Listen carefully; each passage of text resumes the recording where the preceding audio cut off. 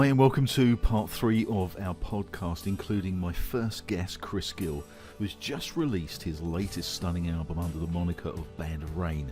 The album is, of course, Petrichor, which includes my second guest, the bass player on the Petrichor album, ex-Renaissance bassist Mr. Jon Camp, and keyboard player from the very brilliant The Far Meadow, and that's Mr. Eliot Minn. In this section of the extended podcast, we talk more about the Petrichor album, recording techniques and gigging, or rather lack of it, in these really, really difficult times. Yes, that's right. This was recorded in May 2020 at the height of the COVID-19 crisis. And we also have a little bit of an internet glitch right at the beginning, but we soldiered on. At the end of part 2 we were speaking about Yes and how they often covered other people's tracks in the early days, including a version of America. Here's part 3. I think we got a few little glitches. We'll carry on. You're right, John. Absolutely. You still there? I adore that. Oh, we did a version of America as well. Oh, did you?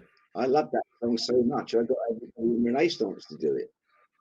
Never got onto a main album, but we did it on something called Songs from Renaissance Days. We did it. I thought we did a very passable version. I'll have to have a listen to that. I'll have to have a listen to that. Is that on? Good. That's good. Anyway. Is that on the web somewhere? Yeah. I think you can get it on YouTube or something like that. But yeah, it's on a song called Songs from Renaissance Days, which whenever you did an album in those days, you always had a track or two left that didn't make the album cut. But we put all these together onto a compilation album. It's actually quite good. There's a couple of tracks on there where I'm playing with Gabby, where there's some pretty serious bass and drums going on.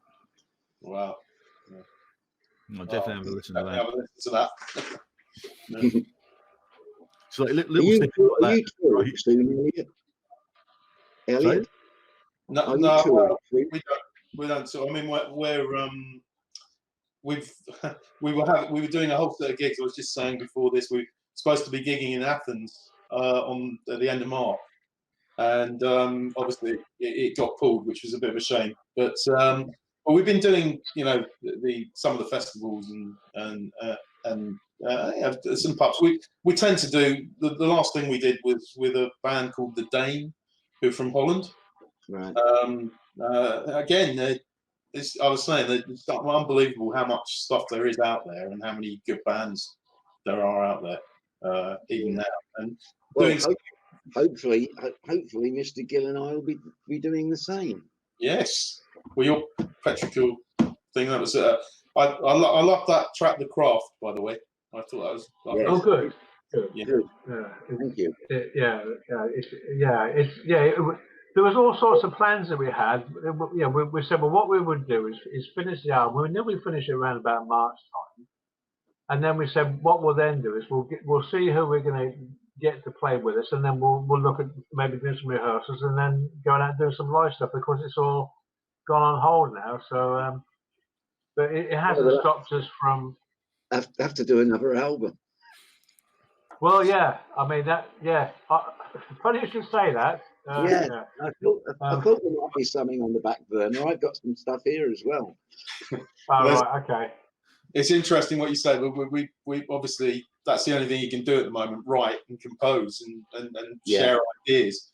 And that's what we've used the last time. We had something that we'd started in the studio and then in rehearsal, and now I've put the whole structure together and sent it back and said, right, take out bits that you don't like or that are too long or whatever. And but it's at least we've all got something to do, haven't we? Yeah, that's right. Being a musician, you can work on your own. Yeah, I mean, just to put this in perspective, this is because people might be watching this 5 years down the line or whatever.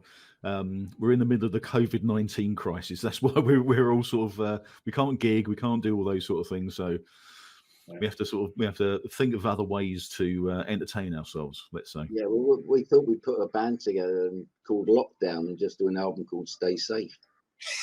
Yeah. Probably work actually. So have you gigged with Band of Rain?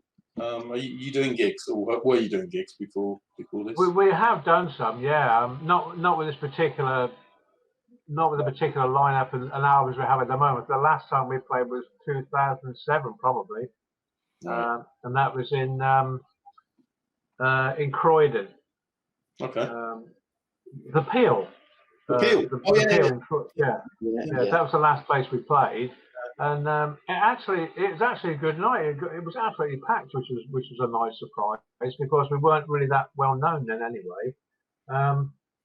And we played, but that was the last time Band of Rain played. But then it was the old thing. I've moved around a lot, you know, but I'm okay now because I've got all the internet and one thing and another, so I can do things that I couldn't do before.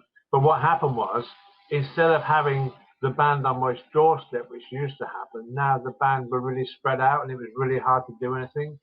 But now we've reached a point where it's worth doing no matter what, you know. So if it takes a lot of work, I'm prepared to do that. I'm prepared to travel for it. I'm prepared to pay for stuff because it's worth doing.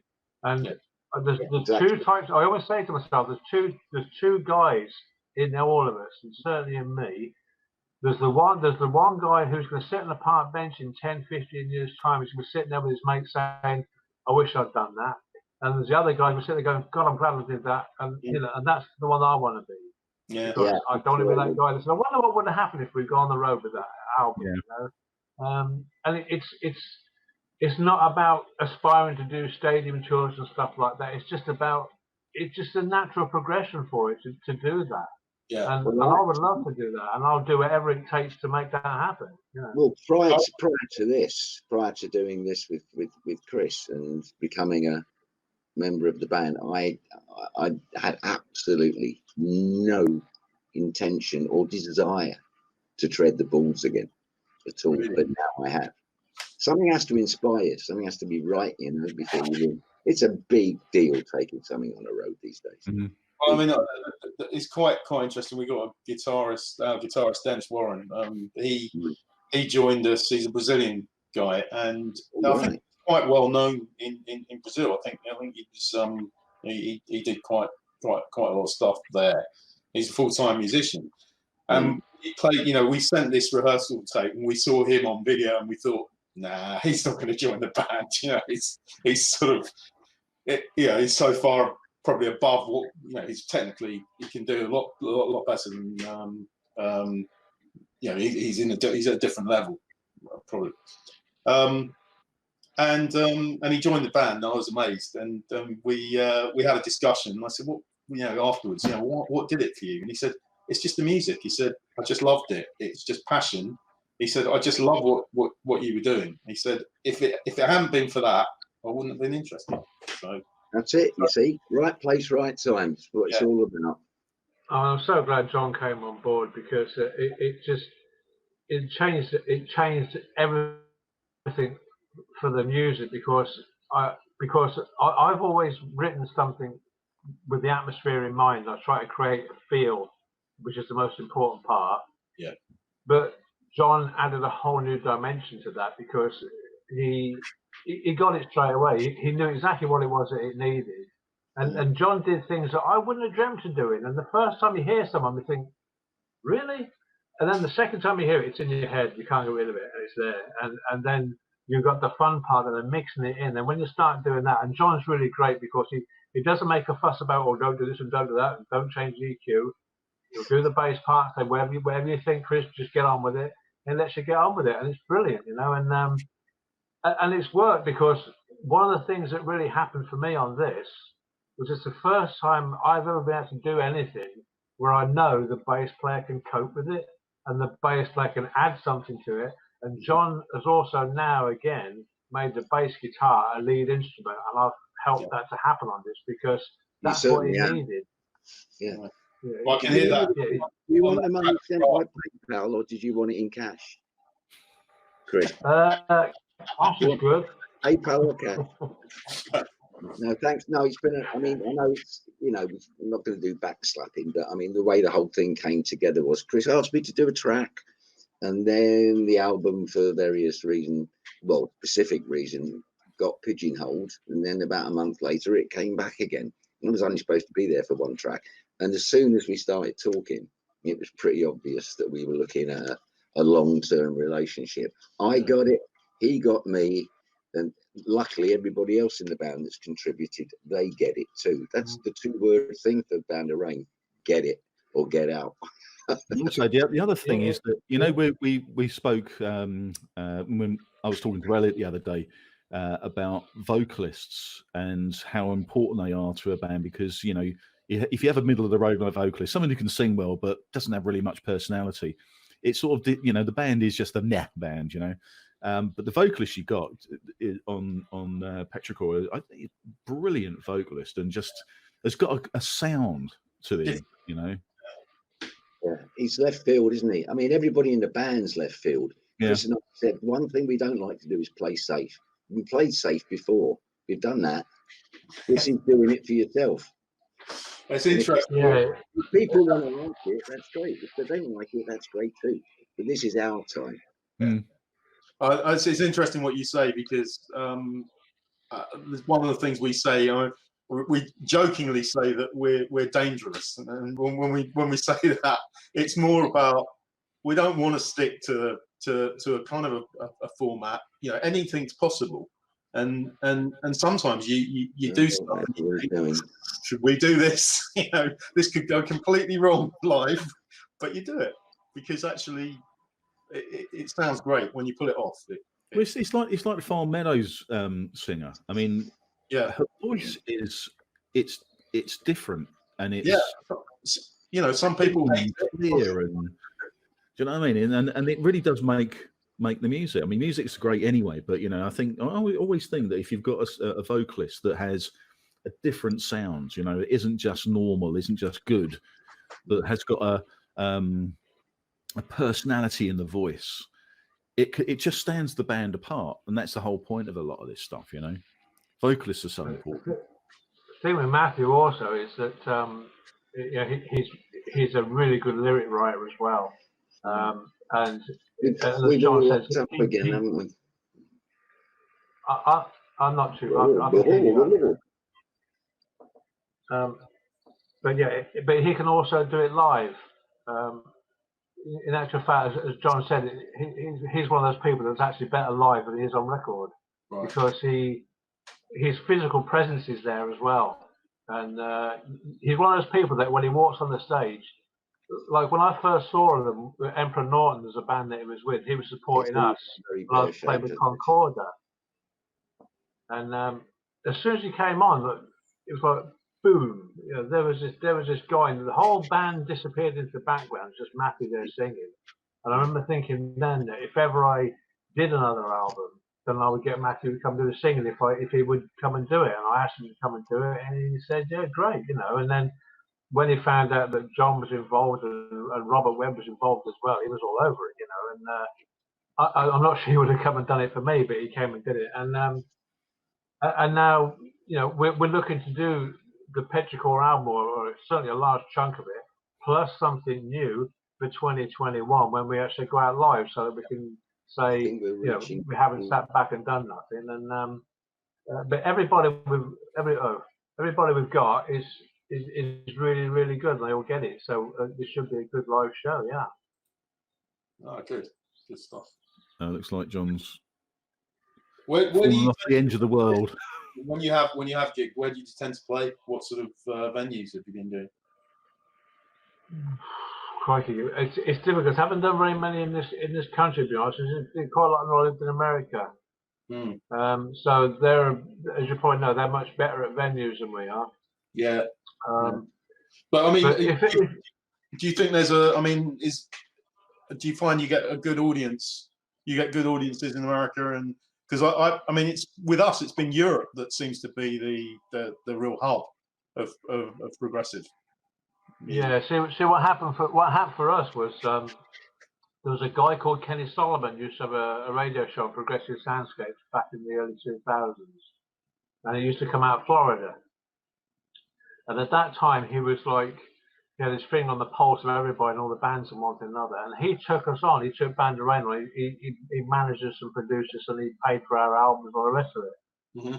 So because he was in the music business and he's now in New York, he did an awful lot of promotion of us in America. As a consequence, That's 90% of our fan base. Right. And even now, Petrichor is easily 85% Americans are buying it, and the rest is everywhere else. America and Japan, actually, oddly enough. But Japan are doing it. It's doing well in Japan.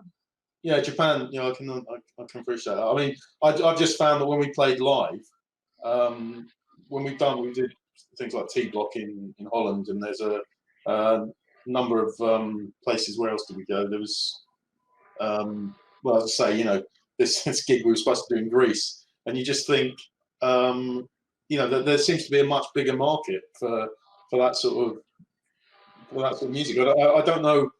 I don't know why I hadn't heard much about America.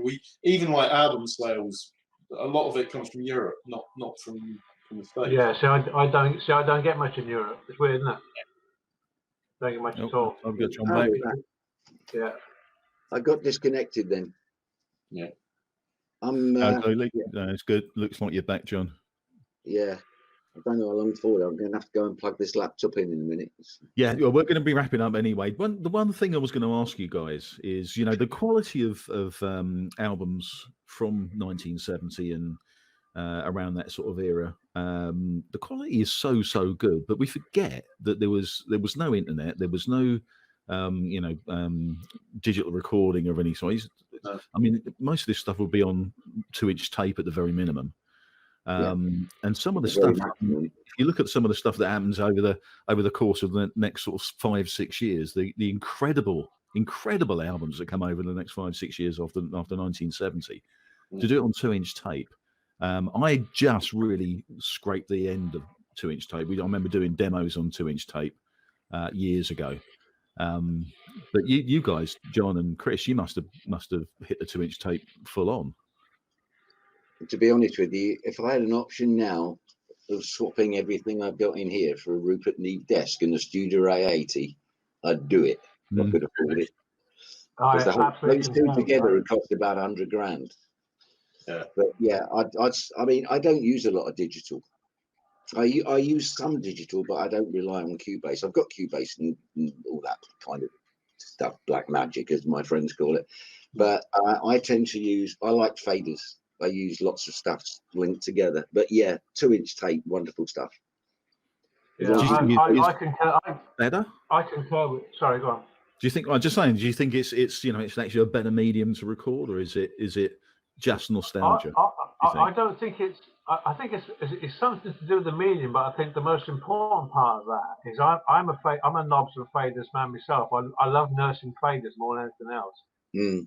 And what's actually happening is it's not as easy to edit anything, so you have to put more effort into getting it right the first time. Yeah.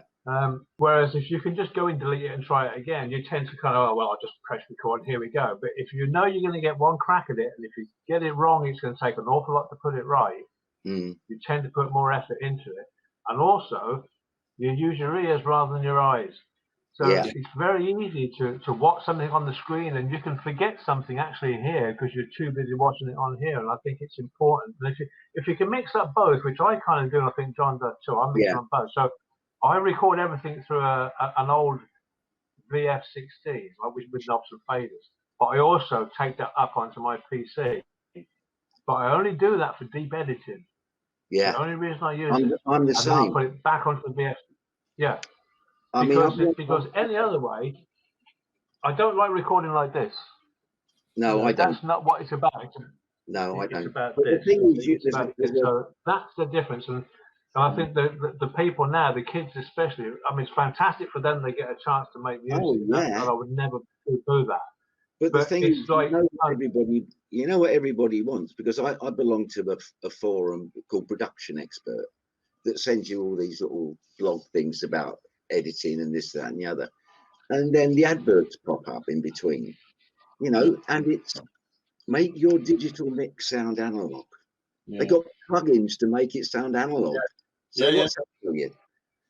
Well, I mean, even the instruments, the keyboards that you get. I mean, I've had to succumb to MIDI, unfortunately. I mean, much as I keep trying to fight it, the rest of the band want to have a more produced sound, so we tend to do everything using MIDI, and then I get the raw sound by playing live. That's it. When we're in the studio, it's a case of I'll try and get it as good as I can, and then things will get edited. And I find that a bit clinical and quite. I don't enjoy recording, and possibly that's why, because I feel it's not really coming from the heart. It's just manipulation.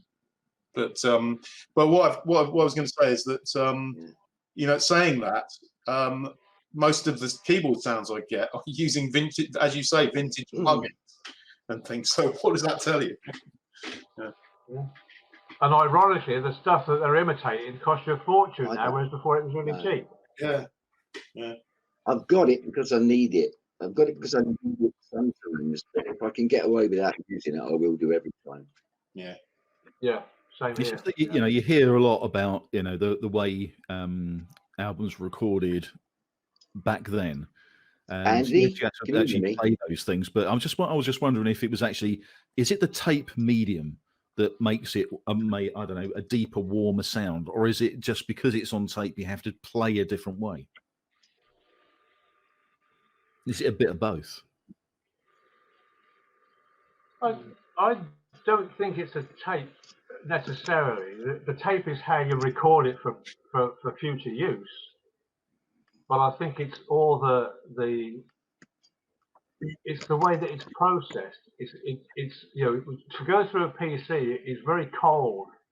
When I play something through this Fostex, which is semi-digital anyway, if I put something through that with my headphones on, the difference is quite unbelievable. It really is. And then when you put it up onto the PC to edit it, it's like someone sucked all the bass out of it, and they've sucked all the high end out of it. And then you put it back on that, and because it's a true reflection of what you got. Whereas a PC is all about processing and cleaning things up and taking out this and taking out that. So, and I think that it's the same with monitor speakers.